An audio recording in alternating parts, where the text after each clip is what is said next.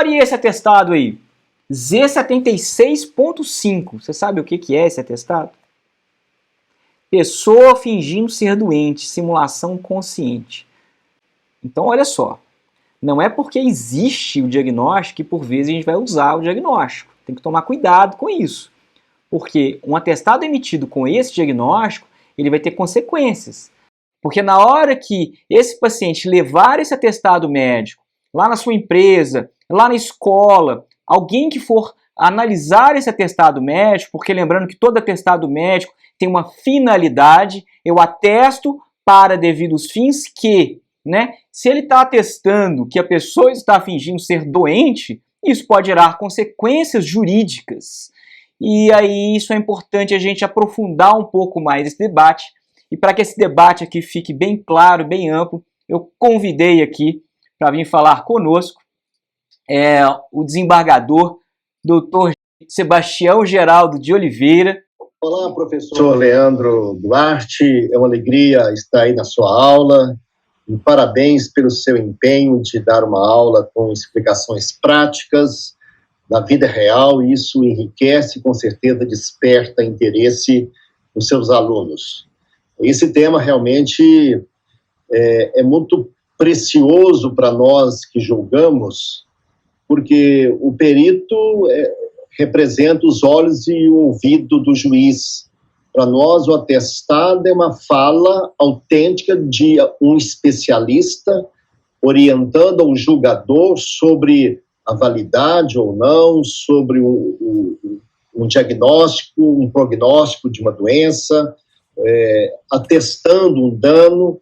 Por isso que ter um atestado confiável e ter um médico me transmitindo informações seguras e bem fundamentadas tecnicamente, é para o julgador uma certeza que vou proferir uma sentença justa e não terei grandes dificuldades de manter essa sentença, porque, em caso de eventual recurso, ela estará fundada em material de boa qualidade.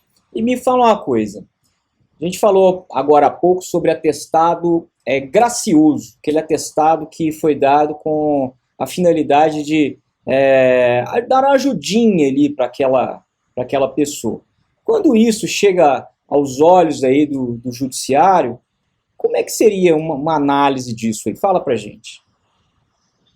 Leandro, isso pode ter várias implicações. Não chegam tantos casos que a maioria resolve informalmente, mas há casos, sim, que chegam em processos judiciais. Por exemplo, o próprio trabalhador, ele vai lá e altera o atestado. Aí a falsificação não é do médico, é do trabalhador. Ocorre também do médico oferecer um atestado gracioso, porque é amigo, é próximo, alguém quer faltar ao serviço por alguma razão ou não, e a empresa desconfia daquele atestado, o médico da empresa discorda do enquadramento realizado, então, em algumas vezes, é intimado para o médico esclarecer a respeito daquele diagnóstico, daquela consulta, se ela ocorreu daquela forma.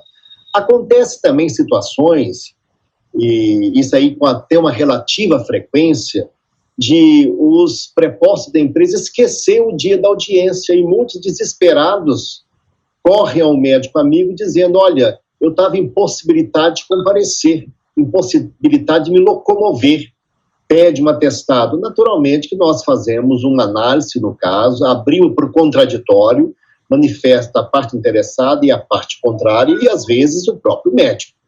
Quando percebemos que foi um atestado gracioso, podemos oficiar o Ministério Público para iniciar uma eventual ação penal e comunicamos ao Conselho de Ética, no caso o CRM local, para aí uma punição administrativa ética da postura desse médico. E dependendo do processo, se isso representar um prejuízo para a empresa, o resultado daquela sentença, daquela decisão, afetar o patrimônio da empresa, ela pode ajuizar uma ação de responsabilidade civil contra esse médico que se prestou esse papel gracioso, mas, vamos dizer assim, claramente mentiroso, falso, e causou um prejuízo a terceiro. Então, pode buscar essa reparação. E, além disso, a ação penal que pode vir pelos meios da denúncia do Ministério Público.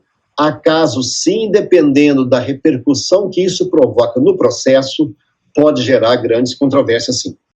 Nessa condição, o doutor Sebastião está contando para a gente que você pode ter repercussões civis, repercussões penais, repercussões éticas. Qual o conselho que um desembargador, com a sua experiência, um autor aí, de livros, pode dar para esse exercício médico adequado? Desde o princípio da sua carreira, mantenha uma postura correta e ética.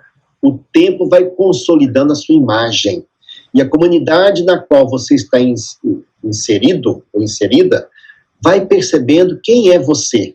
A credibilidade, ela é construída ao longo da carreira pelo seu exemplo. Agora, perder a credibilidade, fica muito difícil recuperá-la ao longo do tempo. Então, mantenha-se fiel à boa-fé, à ética, à postura correta, que isso vai garantir ao longo do tempo o seu respeito profissional. Muito obrigado, doutor Sebastião, aí, pela participação, com importante conhecimento aí para a formação aí dos nossos alunos.